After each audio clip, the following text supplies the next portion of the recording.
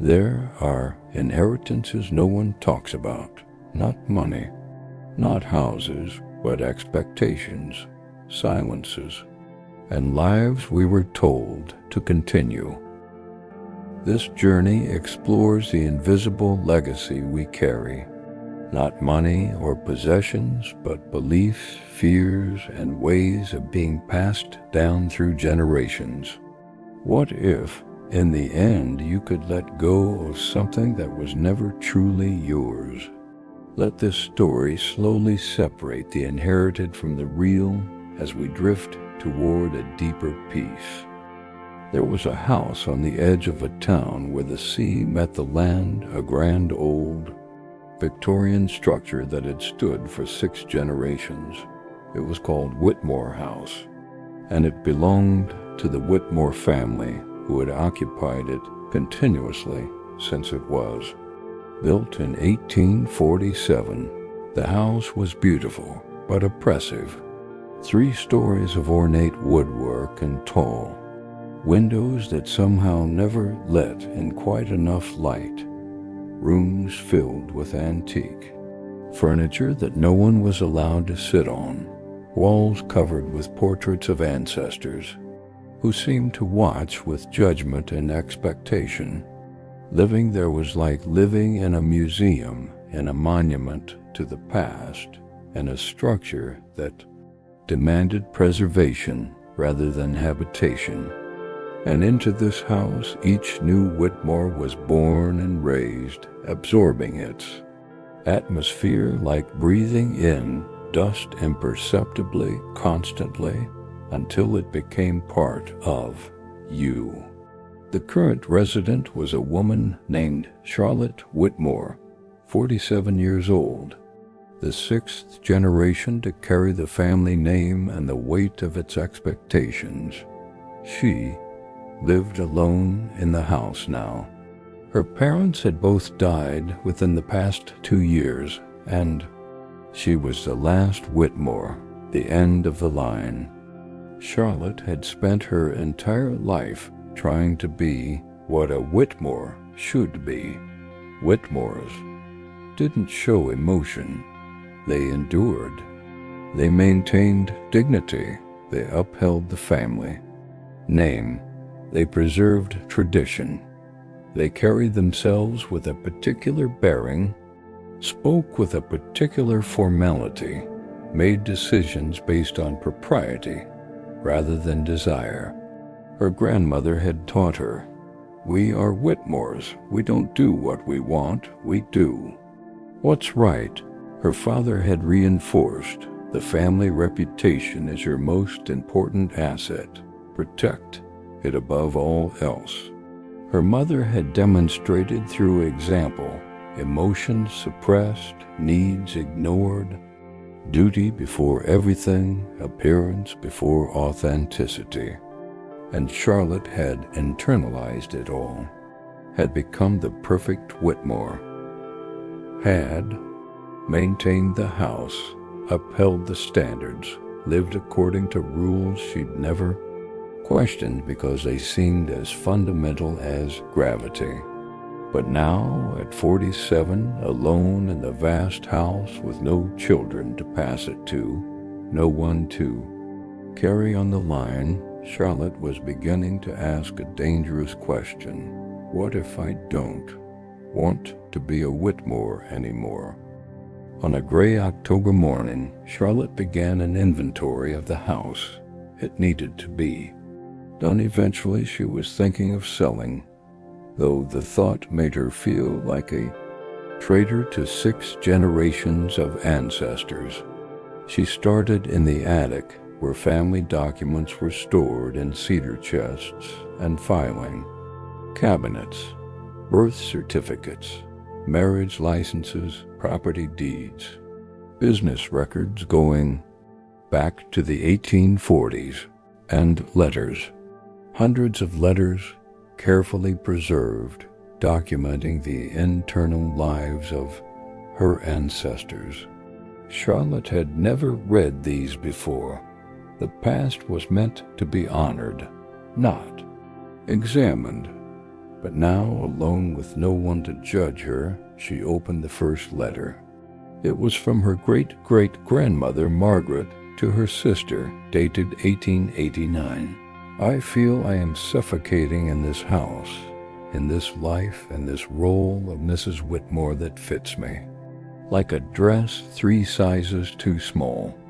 But what choice do I have? I am 32 years old, with 4 children and a husband whose primary concern is the family reputation. I have duties, I have responsibilities, my own desires, whatever they might be, I can hardly remember, are irrelevant. Charlotte sat back, stunned. Great-great-grandmother Margaret, whose portrait hung in the dining room, looking stern and proper and entirely content with her station, she'd been suffocating too. Charlotte read another letter, this one from her grandfather to a friend, never sent. I hate this business. I hate the constant pressure to maintain appearances. I hate the formality, the stuffiness, the weight of being a Whitmore. I wanted to be a teacher. Can you imagine? A Whitmore as a school teacher? My father nearly disowned me for suggesting it. So here I am, 40 years old, running a company I despise, living a life I never chose, wondering what might have been if I'd had the courage to disappoint my family. Charlotte's hands shook as she read letter after letter, journal entry after journal entry. A pattern emerged, clear and devastating. Every generation had felt the same weight. Every Whitmore had struggled with the same suffocation. Every one of them had suppressed desires, ignored authentic impulses, lived according to inherited rules that none of them had actually chosen. And every one of them had passed that inheritance to the next generation, despite having suffered under it themselves. Her great-grandmother had written, "I will not burden my children with these ridiculous expectations. They will be free to be themselves."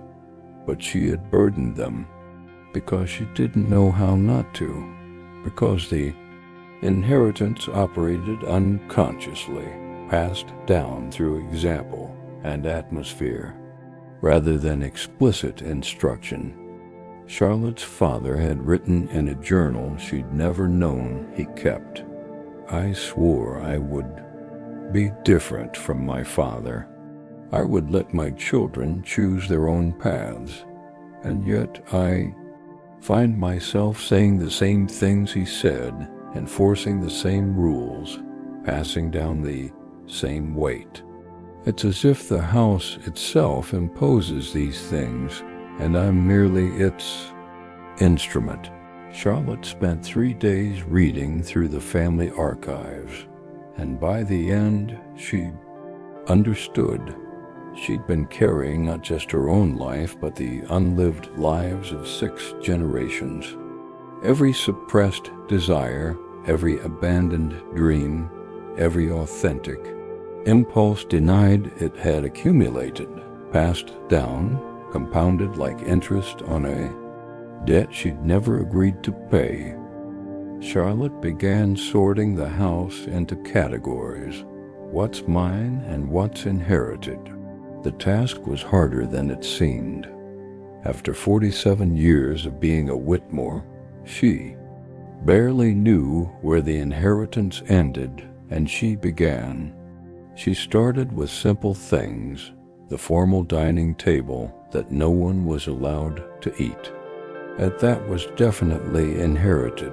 She'd never chosen it, would never choose it. It was beautiful but useless, a monument to appearances over function. The complete works of Victorian literature in the library inherited. She'd never read most of them. Her actual taste ran toward contemporary fiction, which she read secretly on an e-reader, ashamed of preferring lesser literature. The practice of afternoon tea served in the formal parlor inherited. She'd maintained it. Even when living alone, sitting by herself in the stiff-backed chair, drinking tea, she didn't.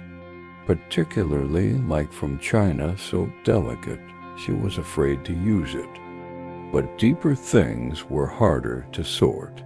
Her habit of emotional restraint was that, inherited or authentically her, she'd been taught from infancy that Whitmores didn't show strong emotions, but would she naturally be demonstrative if she hadn't been trained otherwise? She couldn't remember being any other way. Her career in law, specifically a state law, definitely influenced by family expectation. Whitmores were professionals, doctors, lawyers, businessmen. What had she chosen?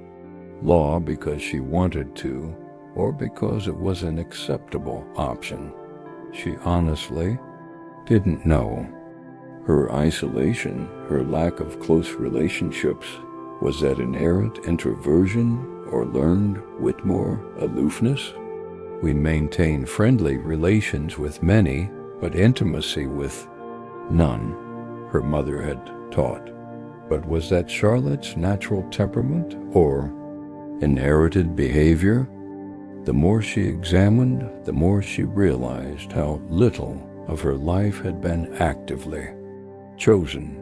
Most of it had been inherited, absorbed, performed according to a script, written generations ago by people who'd been performing a script written by the generation before them. Charlotte decided to try an experiment. For 1 week, she would live as if the inheritance didn't exist. She would do what she wanted, not what a Whitmore should do. Day 1. She ate breakfast at the formal dining table, actually used it for its intended purpose. The transgression felt enormous, terrifying. She kept expecting her mother's ghost to appear and chastise her, but nothing happened. The table held her plate. The room didn't collapse. The violation of tradition had no consequences except the ones in her own mind. Day 2, she cried. She watched a sad movie and let herself cry openly, fully, without restraint. Whitmores didn't cry, or if they did so privately and quietly, with dignity. But Charlotte sobbed, face contorted, nose running, completely unrestrained. And it felt good, releasing, like something long damned finally flowing free. Day 3, she wore jeans. She'd never worn jeans in the house. Whitmores dressed appropriately at all times. Even alone, she'd maintained standards of dress, but she put on jeans and a comfortable sweater and spent the day reading on the couch, not in the formal parlor, but on the actually comfortable couch in what had been the servants' sitting room. Day 4, she invited someone over, a colleague from work she'd always liked, but never socialized with outside the office. They had wine and pizza in the kitchen, sitting at the counter, laughing loudly. Charlotte couldn't remember the last time she'd laughed loudly. Whitmores didn't guffaw or be boisterous. They maintained measured, appropriate responses to humor. Day 5, she went through her closet and removed everything she wore because she should rather than because she wanted to. Formal dresses she'd never liked, uncomfortable shoes, structured blazers, the appropriate wardrobe of a Whitmore woman. She bagged it all for donation. Day 6. She rearranged the living room, moved furniture without consulting the traditional arrangement that had been maintained for decades, put the comfortable chairs near the window where the light was good, cleared space for actually living, rather than preserving appearances. Day 7. She called a real estate agent and listed the house for sale. The moment the for sale sign went up, Charlotte felt it, the weight of 6 generations, pressing down on her the accumulated judgment of every Whitmore who'd ever lived in that house. She dreamed that night of her ancestors. They stood in the parlor in their formal dress, looking at her with disappointment and betrayal.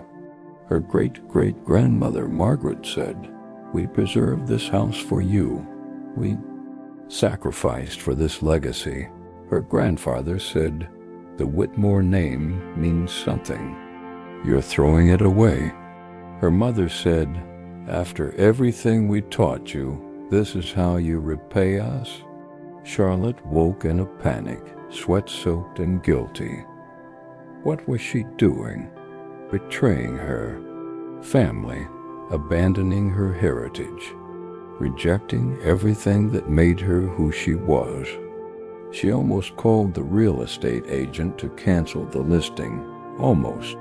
But then she remembered the letters she'd read, Margaret's suffocation, her grandfather's resignation, her father's regret. They hadn't wanted this life either. They'd just been trapped in the same inheritance, unable to see a way out, passing their prison to the next generation while hoping somehow that generation would be free. Charlotte realized honoring them didn't mean continuing their patterns. It meant breaking the cycle they'd been unable to break, living the life they'd wished they could live, being authentic in a way they'd never been permitted to be. That thought steadied her. The guilt remained, but she didn't act on it. As Charlotte prepared the house for sale, boxing up belongings, sorting through generations of accumulation, she found something extraordinary, evidence of authentic selves buried beneath the Whitmore performance. In her grandfather's things hidden in the back of his desk, sketches, beautiful, detailed, architectural drawings of buildings that had never been built. He'd wanted to be an architect, not a businessman. The talent was clear in every line, but he'd never pursued it because Whitmores didn't do creative work. In her grandmother's sewing room, half-finished paintings, landscapes mostly done, with real skill and obvious love. She'd hidden this hobby, pursued it in secret because Whitmores viewed art as frivolous. In her father's study, journals filled with poetry, terrible poetry actually, but earnest and heartfelt.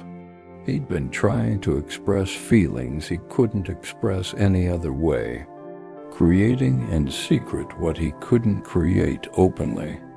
And in her mother's things, travel brochures, hundreds of them, places she'd wanted to visit but never would, because Whitmores didn't travel for pleasure. They traveled for business or duty or approved cultural education, but never simply because they wanted to see something beautiful. Each generation had contained multitudes, had harbored authentic desires and genuine selves that they'd suppressed to maintain the Whitmore performance, and they'd died with those selves, unexpressed, unlived, denied. Charlotte wept for them, for the grandfather who never designed buildings, for the grandmother who never showed her paintings, for the father whose poems no one ever read, for the mother who never saw the places she dreamed of. And she made a promise to their hidden, authentic selves. She would not do the same. She would not die with her real life unlived. She would break the inheritance not out of disrespect for them, but in honor of the selves they'd never been allowed to be. Charlotte began actively purging the inheritance, not just the physical objects, but the beliefs, the behaviors, the ways of being that had been passed down unconsciously. She made lists of inherited beliefs and examined each one. Whitmores don't show strong emotions. Origin, unknown, lost, and generational mist. Current validity, none. Emotional expression is healthy and necessary. Decision, reject this belief. Practice emotional authenticity. Appearance is more important than authenticity. Origin, social pressure in Victorian era maintained through family culture. Current validity, none. Authenticity creates real connection. Decision, reject. Prioritize being real over looking proper. Duty comes before desire. Origin, possibly religious, possibly cultural, perpetuated through family narrative. Current validity, some duties are real, but many duties are just inherited obligations. Decision, evaluate each duty individually. Reject inherited obligations that serve no real purpose. Whitmores must maintain the family reputation. Origin, great-great-grandfather's business concerns ossified into family law. Current validity, none. I am not responsible for maintaining an image. Decision, reject completely. My life is mine, not a performance for public consumption. She worked through dozens of inherited beliefs, examining their origins, questioning their current validity, consciously choosing whether to keep or discard each one. Most she discarded. They'd been appropriate, perhaps for a different era, a different context, but they had no place in her actual life. They were artifacts like the antique. Furniture beautiful, perhaps, but non-functional, maintained only because they'd always been maintained. As Charlotte shed the inheritance, something unexpected happened. She began to emerge, not as a new person exactly, more like a person who'd always been there but buried, suppressed, hidden beneath layers of should and must, and Whitmores don't. She discovered she liked loud music, rock and roll specifically, which would have horrified her mother. She played it in the house, windows open, not caring what neighbors thought. She discovered she was funny, had a sharp, slightly sarcastic sense of humor that the Whitmore performance had never allowed expression. She started using it, delighting in making people laugh in ways that weren't measured or appropriate. She discovered she was warm, affectionate even. She'd been trained in Whitmore. Reserved, but her natural temperament was actually quite demonstrative.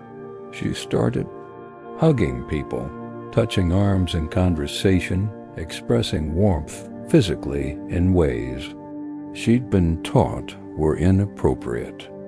She discovered she loved cooking. Not formal dinner parties with multiple courses served on china, but casual meals made with friends in the kitchen, everyone helping, talking, laughing.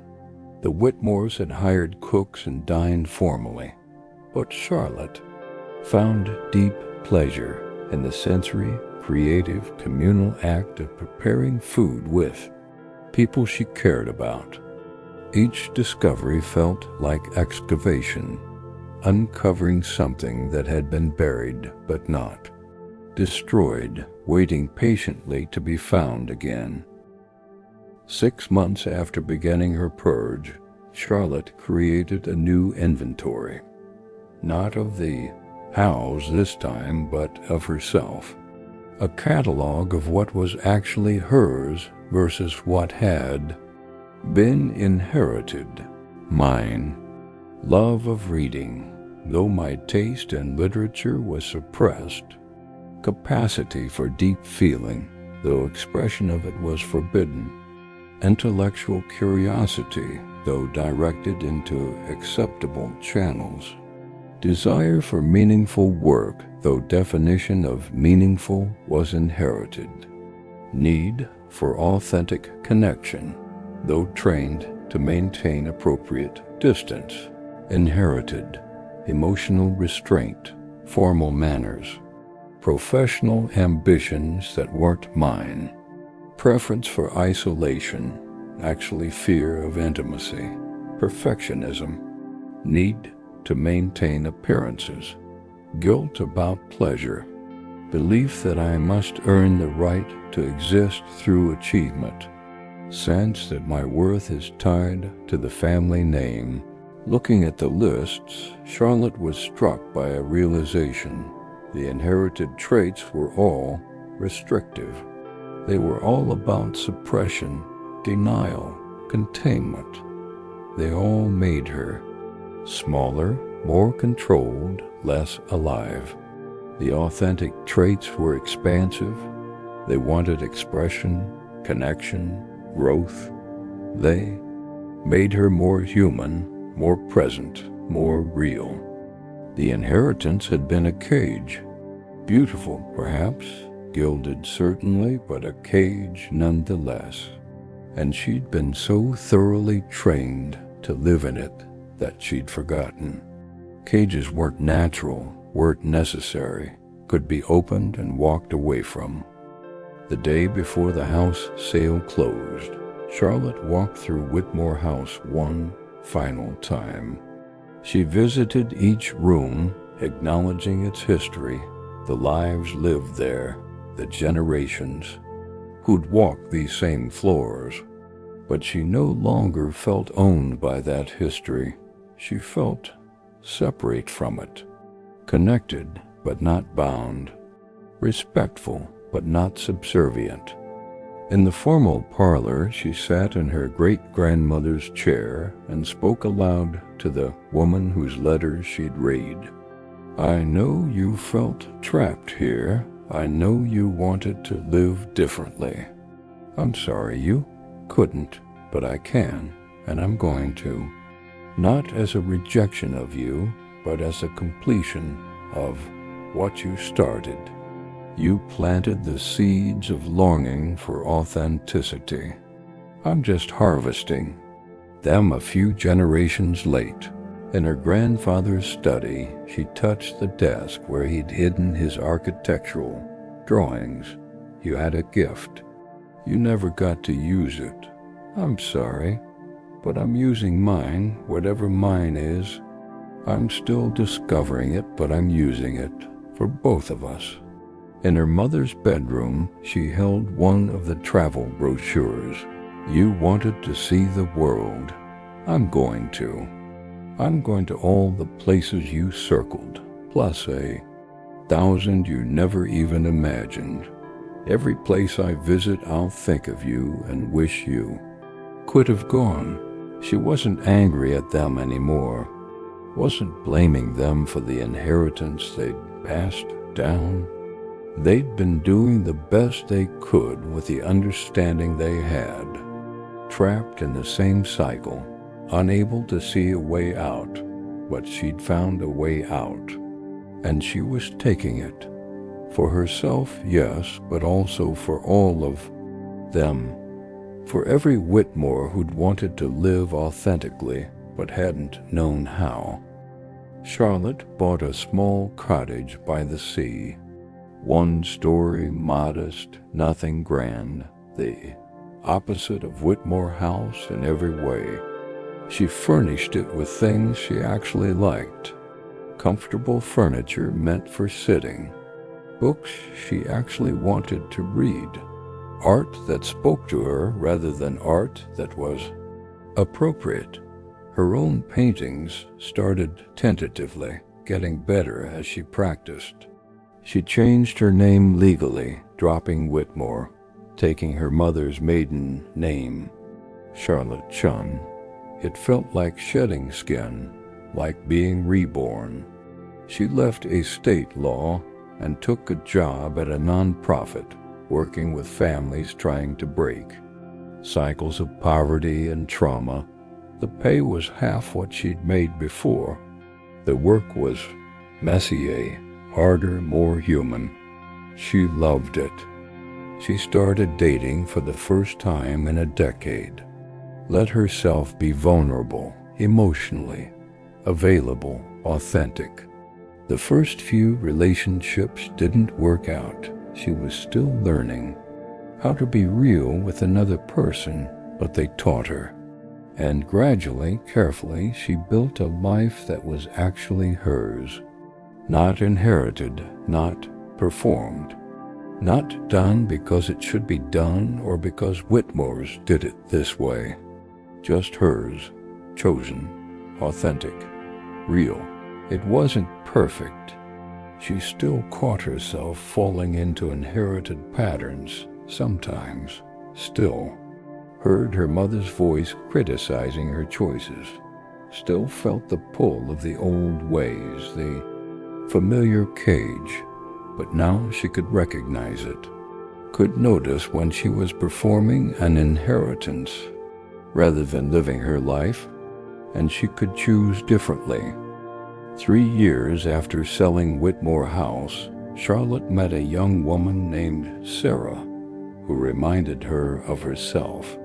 23, from an old family with rigid expectations, clearly suffocating under the weight of inherited roles she'd never chosen. They met at a coffee shop where Sarah was reading, and Charlotte noticed the title, Breaking Free, Leaving Family Expectations Behind. "That's a good one," Charlotte said. Sarah looked up, startled and slightly defensive. "I'm just researching for a paper," but her eyes said otherwise.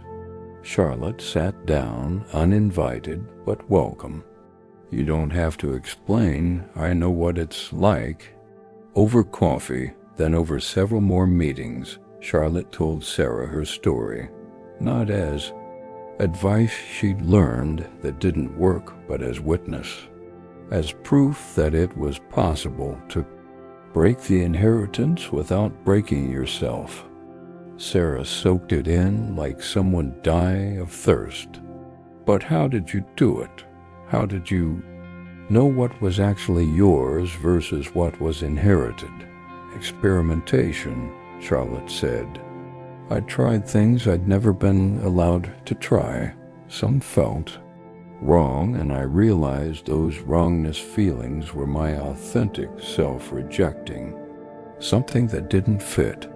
Some felt right, and I realized those were the real me, finally, getting expression. But the guilt," Sarah said, "doesn't it destroy you? Feeling like you're betraying your family? Only if you believe betraying an inheritance is the same as betraying people," Charlotte said. "But it's not. My ancestors weren't the inheritance. They were people trapped in the inheritance, just like I was, just like you are. Honoring them means seeing them fully, including the parts of them that suffered under the weight of expectation, and choosing to live the life they couldn't." Sarah's eyes filled with tears. "I don't know if I'm brave enough." "You don't have to be brave all at once," Charlotte said. "Start small, choose one thing, just one that you'll do because you want to, rather than because you should. See how it feels, then choose another. Courage isn't one big decision. It's 1,000 small choices, each one slightly braver than the last. Charlotte was 51 when she finally understood the full depth of what she'd done. She was sitting on her cottage porch, watching the sunset, when it hit her. Every single thing in her life now was chosen. The cottage, the job, the friends, the hobbies, the way she spent her time, the way she related to people. Nothing was inherited. Nothing was performed. Nothing was maintained out of obligation to a past that no longer existed.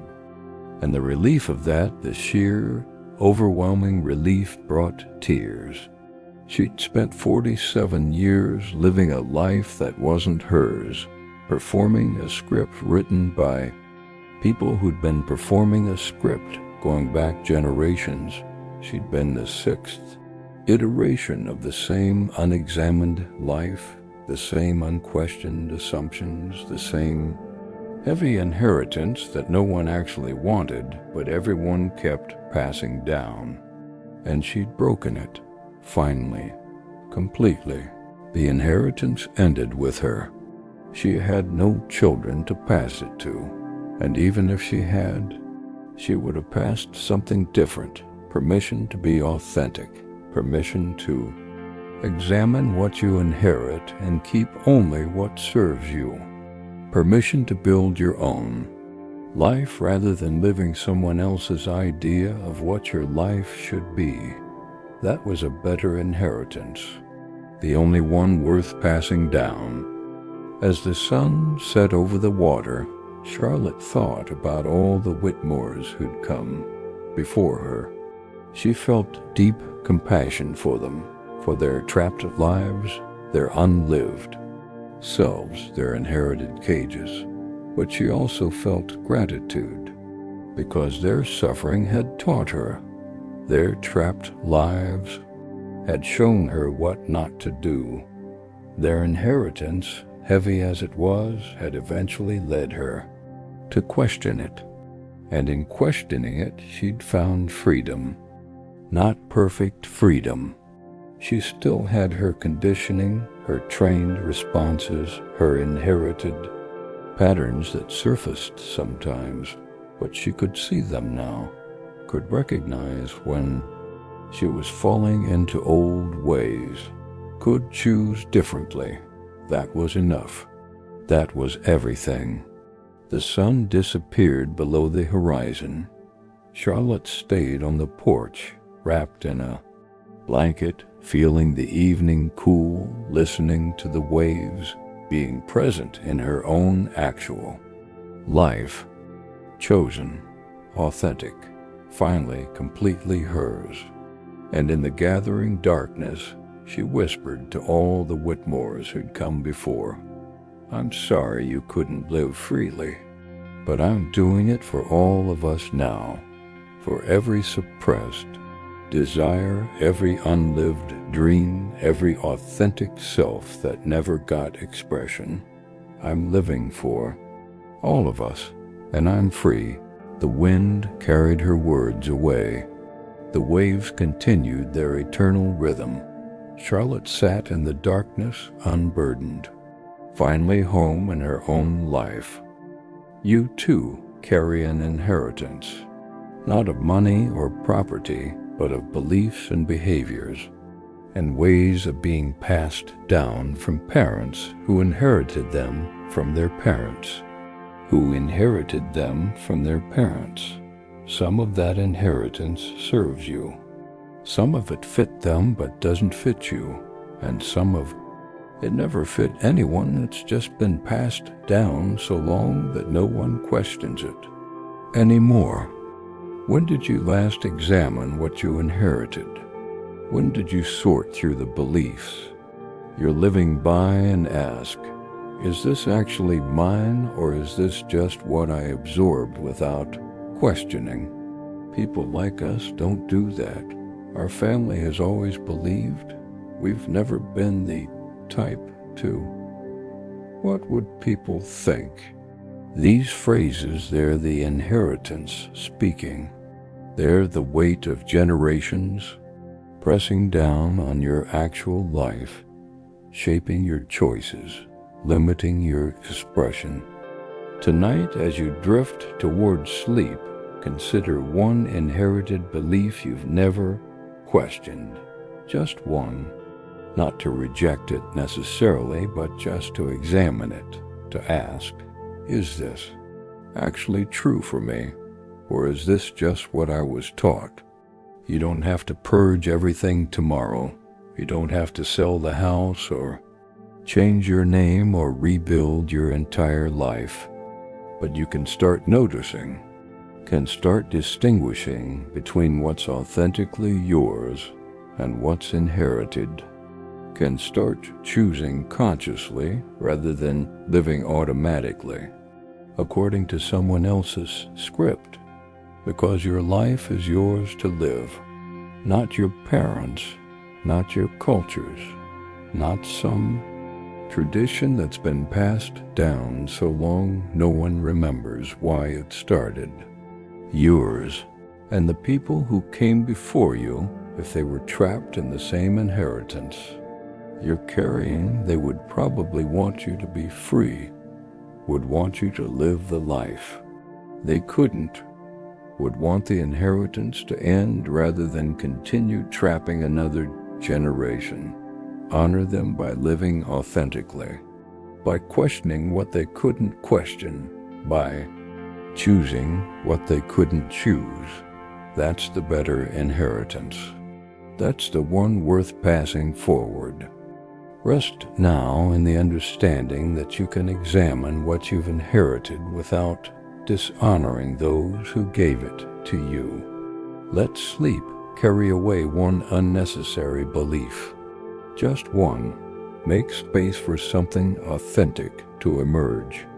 You are not your inheritance.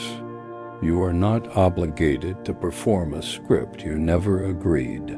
T.O. You are yourself, finally, fully free.